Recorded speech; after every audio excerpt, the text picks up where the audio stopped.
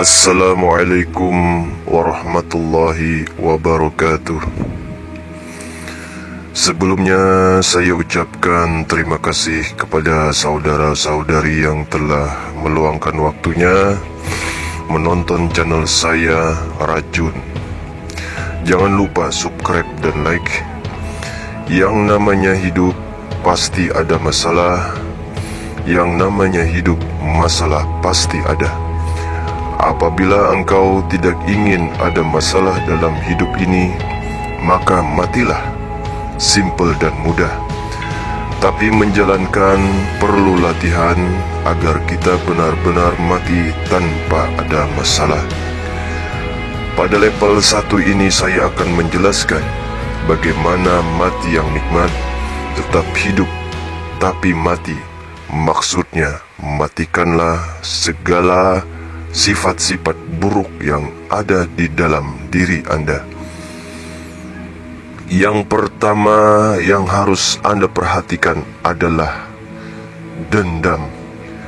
Apabila Anda dendam, bagaimanapun tips-tips, kiat-kiat yang menuju akan kebahagiaan, kedamaian, dan ketenangan yang Anda inginkan pasti tidak akan Anda temukan. Karena dendam itu sifatnya panas. Selama Anda tidak bisa mendinginkan, mencabutnya atau membunuhnya, selama itu juga apa yang ada di sekitar Anda maupun diri Anda pasti mudah terbakar. Apabila Anda menginginkan ketenangan yang full, maka buangilah dendam. Bunuhlah dendam itu agar Anda menjadi ringan dan menjadi fresh. Sebetulnya yang membuat hidup terasa berat karena adanya si dendam itu tadi yang ada di diri kita masing-masing. Maka bunuhlah agar kita tidak dijajahnya. Apabila Anda dapat membunuhnya, membasminya, mencabutnya sampai ke akar, maka itulah yang dinamakan Anda hidup. Apabila Anda tidak membunuhnya, maka itulah yang dinamakan Anda mati keracunan.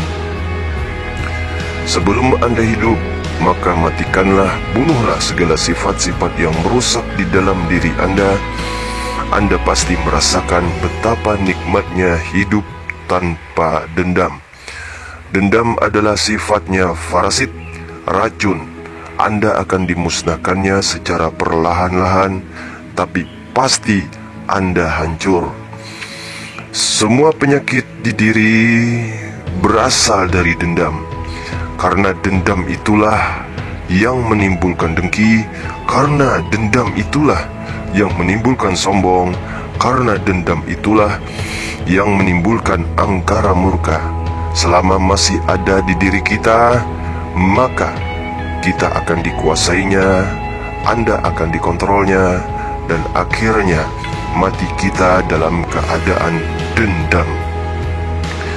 Biasanya dendam itu timbul tidak menerima suatu keadaan, bisa bentuknya kecewa, dongkol, benci yang sangat dalam.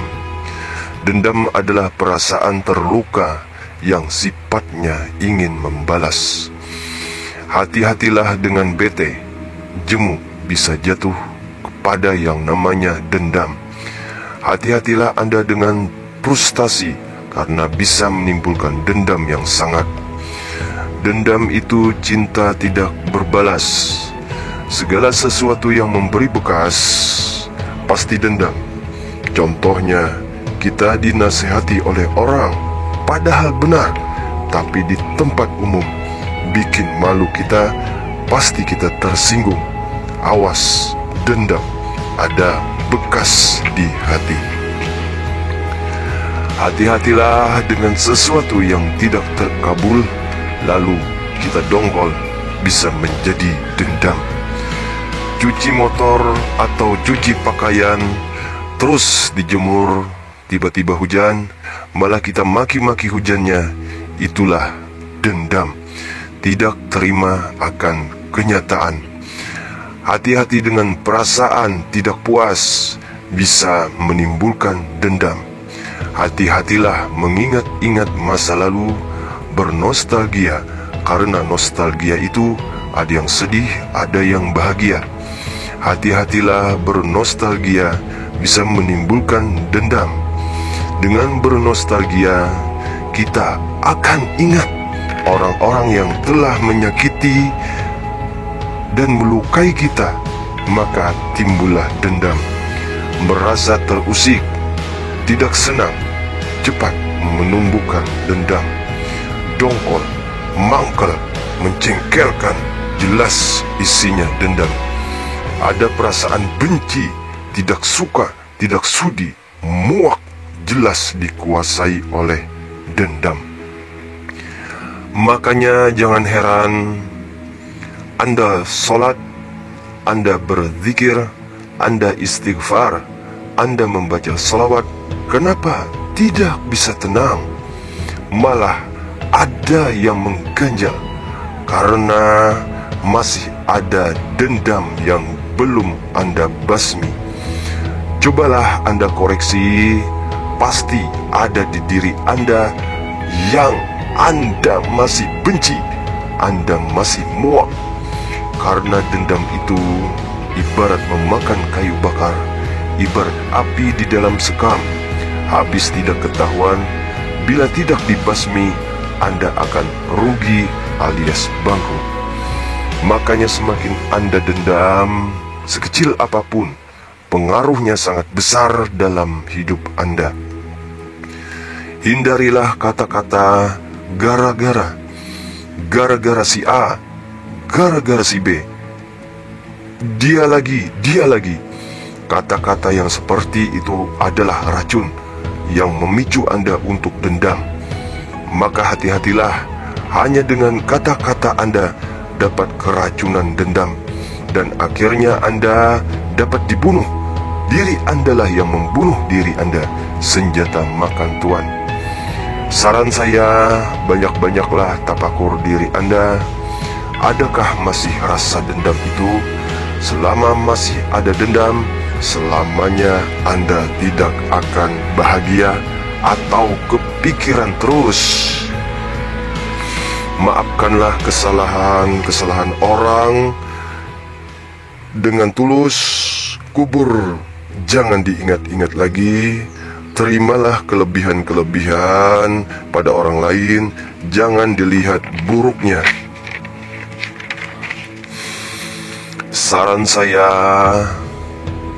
janganlah Anda dendam dengan diri Anda sendiri, benci dengan diri Anda sendiri, muak dengan kehidupan Anda yang akhirnya membuat Anda frustasi. Belajarlah, jangan pernah merasa dirugikan. Belajarlah ikhlas, belajarlah tulus. Apabila Anda merasa dirugikan, lambat laun yang namanya dendam akan tumbuh subur makmur di dalam jiwa Anda, dan Anda tidak akan pernah merasakan dan mencicipi kedamaian sejati. Demikianlah video saya. Buangilah rasa dendam itu agar Anda mendapatkan rasa bahagia, damai, sentosa. Terima kasih yang sudah menonton maupun menyimak. Semoga ada manfaatnya.